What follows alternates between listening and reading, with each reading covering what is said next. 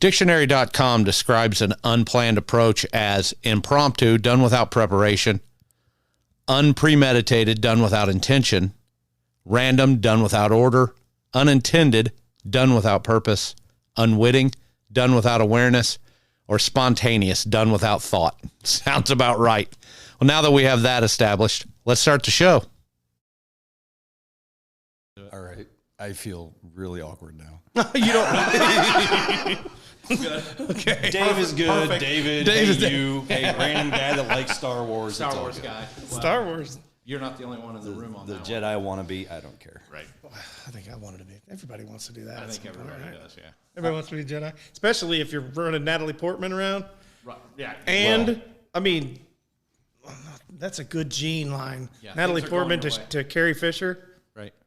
Slam dunk. Other than she's your sister, but That was odd. You're going to have to explain that. If you're a Star Wars guy, what is he doing kissing his sister on? What a great start. Wow. All right. Sorry. We'll come back to that. right. We'll circle around. I've got a list of questions, Dave. All right. I will say, just to kind of start it off, this is kind of funny. My oldest son delivers medical supplies around the state, and he gets called in late last night. He's got to drive to Madison, Indiana, which is South. 2 hours south of us. And the guy calls him and says, "Hey, I've got an oxygen tank, and the thing keeps beeping. I don't know what's wrong, but I'm afraid I won't have oxygen, and not going to go well for him." So my son's trying to help him suss out the problem, right? And he's like, it shouldn't beep. I've never really heard it beep. It's more of a tone alarm, but how about unplug it for a minute, see what it does, and then maybe, it'll fix itself or it'll give you something that I can help you with. So he unplugs it. Nothing changes, and it's beeping still. And my son's like, it shouldn't beep because it doesn't have any power. But this guy's a little frantic. So he drives down there, and it's the guy's electric trash can. The batteries were low. The trash And he can thought it was waved his, your he hand. thought it was his thought oxygen machine. Yes. All right. I would have told him, that's the smoking alarm. You don't want to be smoking while you're using your oxygen. Yeah, just, yeah. That's a bad idea. Yeah, that's tough. So I got to make fun of him about that all day today. Well, I've got plenty of medical stories. If you want to get into those, I can do 100 of those. But Well, let's start with Right. Dave, with the guy that said, "I've got a story." Do I? Do you? What do I? I don't know. Damn. Okay. probably plenty of men right. in the photography field. Well, But you've seen some shit and taking pictures of it. Oh, I bet you have. I've tried to stay away from Not those the actual fecal material. I mean, right. The situations that come But up. like somebody comes in for a photo shoot like me and just fly down. Yeah. So, I mean, I haven't had anything super off the wall. You get the people that are really, really uncomfortable being in front of the camera and they're just sweating bullets and all that kind of thing. But my approach is always just try to make them as comfortable as I can. So Right. I haven't had a whole lot of situations where people were just like Freaked out or like come in and they're completely- freaks and you're like, you want me to take pictures of what?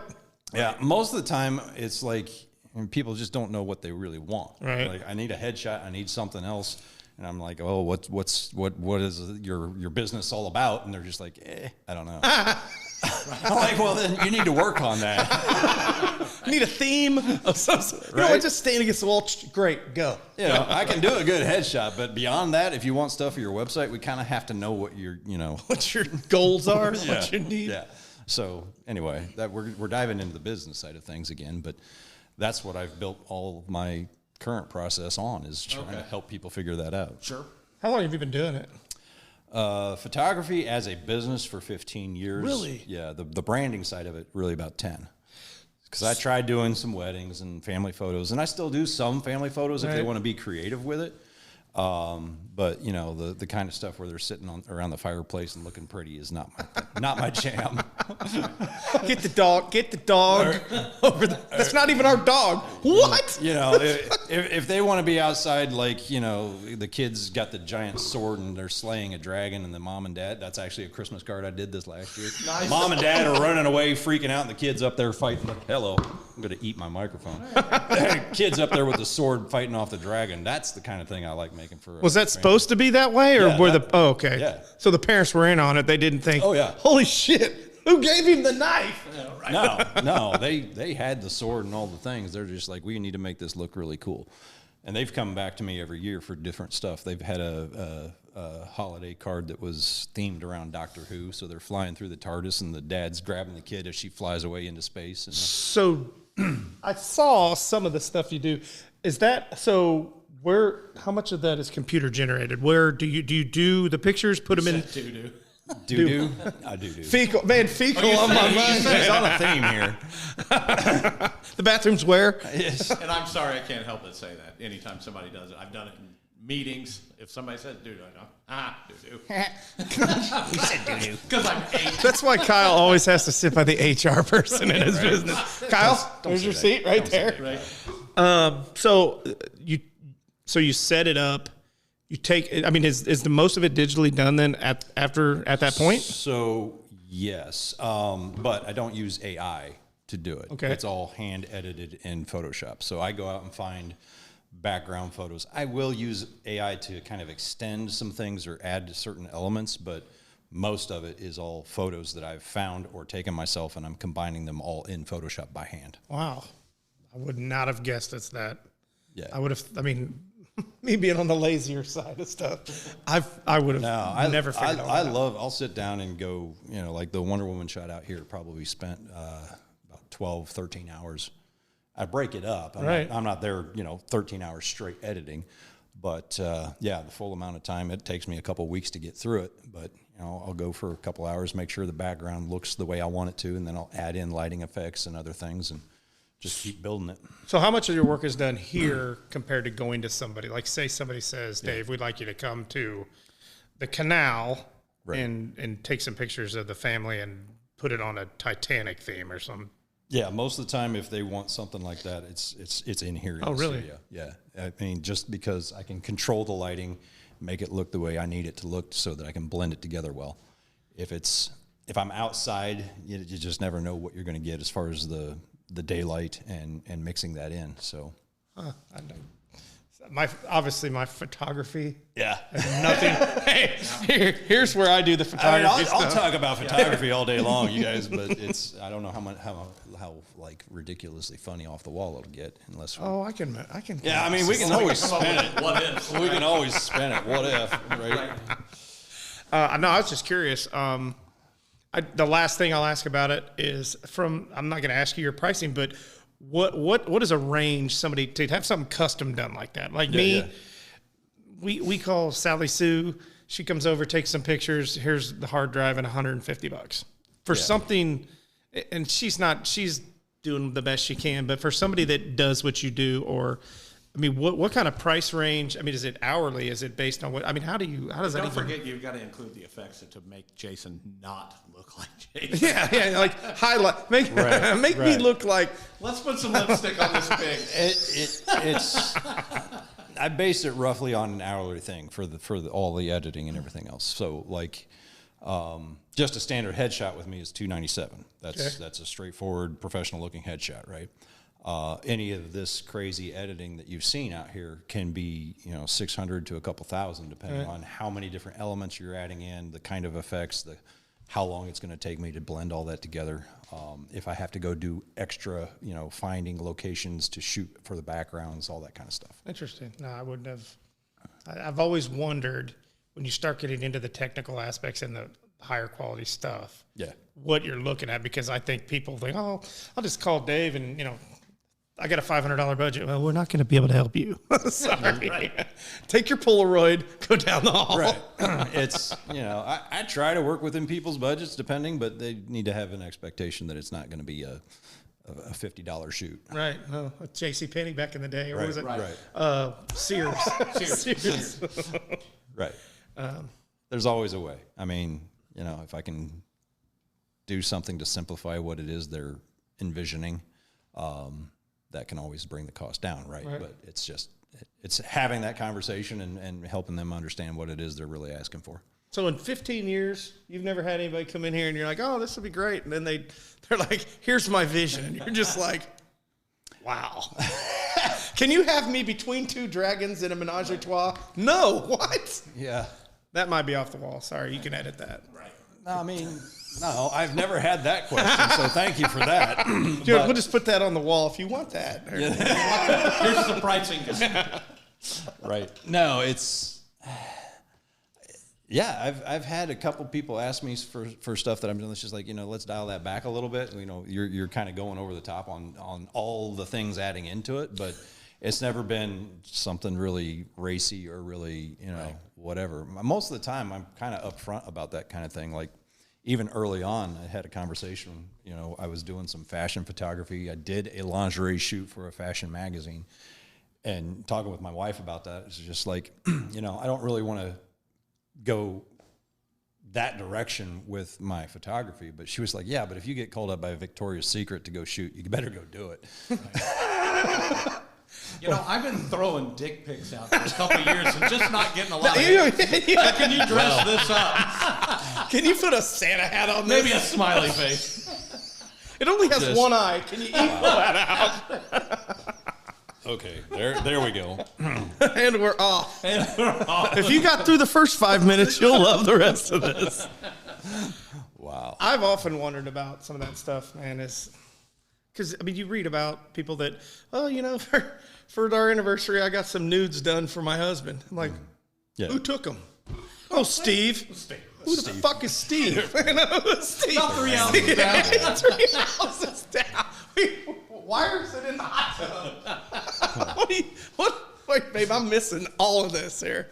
Oh, jeez. Now, I know a guy, friends with, former friend, I guess, but he took a couple dick pics. He's drunk one night and sent them to his mother-in-law. Wow. There's an awkward Christmas day.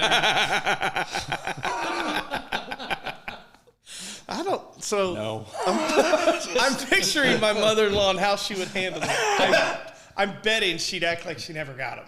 Yeah. My mother-in-law would be like, That never happened. oh my God. And I would be the one that woke up the next day going, and you know what? I'm such a clown. I'd probably tell my wife, hey, right. I accidentally sent some dick pics to your mom. Oh, God. So wrong. In so many different ways. We were actually, the funny thing is, we were talking about this. I was talking about this with another parent because I've got 3 girls. Yeah. And these kids taking pictures of themselves. And we were talking about that, and we've discussed this over and over with my daughters. I'm like, guys, and one of the mothers I was talking to was telling me that they talked about it with their kids, and like, oh, Mom, everybody does. It's like, what? It's more popular than you think, and it's like, guys, you kids are so dumb. But regardless, outside of the fact, that doesn't dismiss if you get drunk and take pictures of and send it to your mother-in-law. That's pretty bad. Right. Yeah. That's pretty bad. That's an interesting Christmas Eve.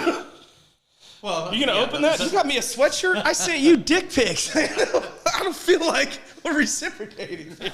Right. That's bad. Yeah, the last one I sent, I actually. The last what? The last dick pic I sent. You do? Well, yeah, who doesn't? What was his name? He was nice, Steve. But I sent a text afterwards and said, hey, how do you like my soldier at attention there? And he texted me back and said, all I see is a disabled vet sitting on a duffel bag. You know what? My uncle, when my cousin was born, my uncle, who would be this guy's grandfather, whatever. My uncle, when he got the baby picture, he photoshopped it. He's not any good at it, but he went around. He works in the medical field. He went around. He was showing nurses, "Hey, here's my grandson," and he photoshopped a huge dick and balls on this little baby. And I'm going, and it wasn't even his grandson. It was a picture he'd gotten off the neighbor boy. And he's showing this to me, and I'm like, dude, This is really on the fringe of appropriate versus not appropriate if you're showing this to people in doctors' offices. It only takes one. It only takes one. Right. Oh, God. Wow. That is crazy. Yeah, I live on the fringe. So I don't, You do. I You do do. live on the fringe. So how long have you been in this studio? Well, I took it over. I have a business partner, so she and I took it over in October of 2019, and then COVID, you know. Oh, wow. So that was fun. So that's perfect. But yeah, exactly the best time to start owning a studio. But Or a restaurant or anything? yeah, anything really. Yeah, but we had been a member underneath with another photographer who had owned it for 5 or 6 years prior to that. So I've been working out of this space probably since 2009, 10, 2011-ish. Wow. How did you decide? Kyle was telling me a little bit. Did you do something before this? I was an engineer. Quality engineering for Chrysler and Diamond Chain. Where's your degree from? Purdue. But it wasn't engineering. I'm a Purdue guy. I got a couple degrees from Purdue. My brother's an engineer from Purdue. Yeah, My I brother-in-law's almost an failed engineer. out of engineering at Purdue because I hated it. And then I Not ended enough up- pictures on the wall. I think I'm a photographer. I can't do Right? this. No, I mean, okay, story time, whatever. Went into engineering because in high school I was in all the top art, math, and science classes. Sit down with a career counselor and they're just like, well, artists never make any money. That's basically the message I got told. So they said, go be an engineer. So I went to Purdue to try to be an engineer. I hated every last minute of it because I'm much more of, I can do the technical stuff as long as I see a point to it. Right. Theoretical book work is just like, you're killing me. Right. So I went through career counseling there, and they found what's called industrial design, which is related to engineering, but it's much more the product packaging, the user interface. It's the artistic, conceptual. How do people use this product versus engineers building stuff? it, right. So I always wanted to be a car designer, like do the clay models. And back in the day, now it's all CAD, but whatever. I loved sketching out cars and stuff in high school. I was drawing airplanes, bombing the school. That's my thing. We've all been there. Yeah, right. As a kid, it's like, I'm in school. This place needs to go. Now you'd be at an institution for it. Like, Yeah, right. I'm just being creative. Exactly. Now they would have Now you're a terrorist. I'm not. confiscated my notebook and taken me to the principal's office. But It's fact. yeah, That is it is. Back then, it was like, yeah, this is cool. Anyway, when I got into industrial design, it was like, yeah, this is awesome. I was doing the kind of creative work that I love doing. But then I got out into the real world and sat down in an interview and said, oh, my degree's industrial design. And they say, oh, so you're an engineer. I'm like, yeah, fine. I'm an engineer. See, I don't drive trains. I always say that to people. Right. So, I mean, it was just Chrysler. I actually got in there because of an ex-father-in-law. He got me in for an interview. So I did that. And they were just like, look, I did summer supervisor intern for a couple years and just did this rotation, filling in whenever somebody else went on vacation as a supervisor. And then after that, they were just like, we don't really have any supervisor spots open, but we do have this role as it was a quality analyst to start with. I was just like, sure, I need a job. I did it. And then that took me into quality engineering. And 23 years later, I'm like, this sucks. God, you did that for 23 years. Yeah, between Chrysler and Diamond Chain, And you hated it the whole time. I didn't hate it, because at least in quality, you're tackling new problems a lot of the times. Like people say, hey, this machine's not running well. The parts aren't coming out well. There's different issues going on. So I got to dive in and kind of dissect. I like problem solving. Right. So there were aspects of it I enjoyed. But the creative side of my brain was just dying the whole time. Well, I know like accounting, for example. People, Yeah. Oh, God. A personalities, people are like, man, I can't wait to get in there and look at that. I'm like, here's a Playboy. It doesn't have any numbers on it. I'm like, yeah, we are way different, man. I've got a problem for you. I mean, Yeah. God love people that can do it. And I do know people. My brother-in-law is a guy that, man, he loves Excel. Oh, yeah. Oh my God. I mean, it's like, hey man, we need to figure out who's driving to school and who's picking up. He goes, I got it, man. I'll put it. 15 minutes later, he's got a spreadsheet put together. And I'm like, dude, I look at my sister. I'm like, Yeah. what? Yeah.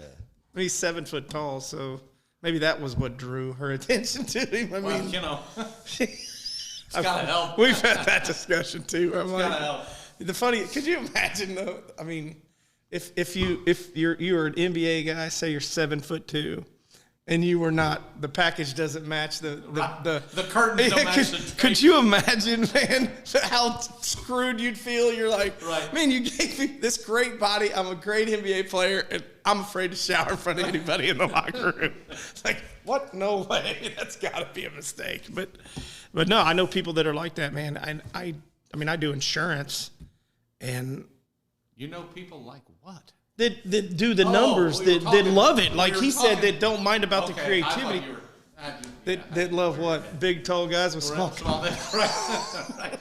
I don't know. If that's what I know you're some into, guys that are like, know. okay. Wow, this is wow. Well, that's like, I can't imagine. And we've all been there, I think, where you're doing something that you can't stand, right? That you're like, but I got to keep doing it. And I've wondered about that with sales. That's actually why I'm where I'm at now, because I was at Lilly for a decade or better.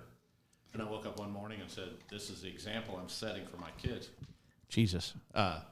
This is the example I'm setting for my kids. And to get up and just grind at something that you just absolutely detest. Yeah. I did. I hated it. Right. But when I drive by the building, I'm still like, ugh. Oh, yeah.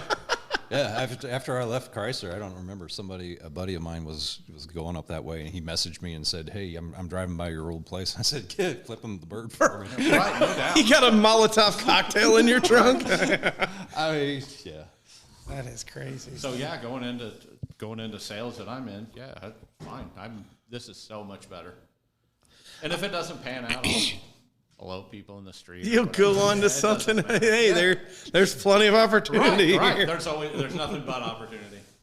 Wow. Kyle always puts us in such a non-awkward position here.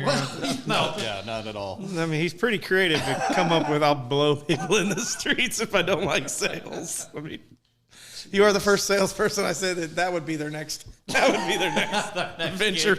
I'm a venture capitalist. What do? I charge people to blow them in the street. You're a hooker. You're a whore. Oh, God. Bless America. Something like that. Sorry. yeah, I think it was everybody pause for a drink. I actually have to go to the bathroom so bad it's not even funny. So I drank this coffee this morning. So hold on, I've got this. I'll tell this real quick. So I'm trying to do this carnivore, intermittent fasting, all this shit. I'm in this Biggest Loser thing. Yeah. And so I'm like, There's the operative word though. loser. Biggest loser. Yeah. I already won that. My wife will tell you that all day long. But I'm trying to. I hate coffee. Coffee sucks so bad. I can't stand it. And my kids are like, "How can you not like it, Dad?" I'm like, "You guys don't drink coffee. You guys drink sugar and syrup with a tad of coffee in Right. it. I mean, Well, yeah. I mean that's it." So I found this coffee. It's called Wake the Hell Up, and I'm like, I need the strongest shit. Oh. Like I need any. I need to know if I'm drinking it, it's doing something for me, right? It's like you, man. You hated going to that job, but you did it. It's like, I hate coffee. I've tried different, because it has to be black in order to, it has to be. Okay, so Strange Brew Coffee House in Greenwood has a blend called Zombie Defense. That will kick your ass. I'm in there. That's down by my house. So Yeah. I've been in there. Yeah. What's the grog? Yeah, holiday grog. My Yeah. buddy's like, this is the shit. I'm like, really? And he's kind of a snob. I like their blonde and bitchy blonde barista. It's a blonde. Is that the lady behind the counter? Well, it's right. damn. Hey, you can't throw me softballs, man. No, I will kick. I'll knock him the fuck out of here. Legitimately, it is because of her. But so here's the story. Okay, That makes sense. there were I forget, I might get some of the details wrong, so forgive me. But apparently there were a couple years back, there were two ladies that had gone in and were sitting there on the couches around the place, and they had taken their shoes off and were kicking them up on the coffee table in the middle. So the owner, the barista, came over and she's like, you need to put your shoes on. And so these ladies went off on her, like calling her all these things, and she just walked away for a while, but they didn't put their shoes back on. She came back over and said, "Look, this is health code. It's not just me saying, hey, I nasty. don't like you. You're gross," right? But they just stormed out of it. But they wrote this letter, like on a sheet of paper. They left it there to say, "Hey, you need to tell your bitchy blonde barista to like lay off and whatever. We're never coming back, that kind of crap. So strange. Brew. They took a picture of that letter and made a blonde roast coffee out of it, and it's on the front of the bag, the bit where they wrote "Bitchy Blonde Barista." Oh my God, that's real. I like it. And it's like my favorite coffee. I love the flavor. It's just a really great smooth flavor. It's got a little bit of a nutty flavor to it. That's crazy. Awesome. So, ma'am, can you put your shoes on? Well, she doesn't like our shoes on. She's going to hate when we tell her we don't shave our armpits either. She's rubbing their shit on the... Hey, Sasquatch, get the fuck out. Get the fuck out of here. Right. Take your shoes with you. And you drop some of this. Jeez. Yeah. Jeez. My God, really? I mean, who gets offended? That's like people that take their shoes off on an airplane. Give me a... If my daughter took her shoes off on an airplane, that fucker would crash. Her feet smell so fucking bad. I'm with you. I mean, so I don't know how we got here, but here's where I'm going to go with it. So I cannot walk around my house without flip-flops on or shoes. Usually it's flip-flops. I can't stand having shoes on in the house. So my dog always takes my flip-flops. So I've got like 6 pairs. He's either chewed them up or he's moved them. The other day, it's when my kids go to bed, then you got your relaxed time for a half an hour, and then you go to bed. So I go to get my flip-flops. I find one of them, and I'm like, motherfucker. So I'm walking around with one flip-flop on and one off. So the ADHD in me is flipping out. So I'm like, fuck it. I found another flip-flop. It wasn't the matching one. It was a different one. I put it on. I go down in the basement. And I start watching, whatever I'm watching. Porn. No, he said he didn't want to do politics, but I'm watching Hannity or Laura Ingraham or something. And I guess I just threw all my cards on the table. Right. And all of a sudden, I get this smell. And I'm like, God, fuck, what is that? And it smells like feet. And I'm like, there's no socks. There's no shoes. It was one of my daughter's flip-flops that she hasn't worn in probably 6 months. And I don't know if there's a chemical reaction to flesh hitting gross or whatever, but all of a sudden it was so bad. I'm sitting there. I've got my flip-flop on. I'm kicking hers across the fucking room. I thought, I got to burn these. I got to burn everything this kid. And so I said something to her about her room was a mess. And I'm just like, listen, stinky feet. I said, you realize you're going to be the person in college where your roommate is like, I'm not living with her. I don't care. I mean, she's a good looking kid, but I'm like, dude, if you stink, that is nobody wants to walk into their apartment. It smells like a locker room after a roller derby, man. Right. Nobody wants to smell that. Bring that up. Oh, you've been to roller derby? That's the entire reason I have my business. Really? And my family. Roller derby? Is because of roller derby. Hell yes, roller derby. Fucking want to see it live so bad. Do it. I want to see it on the.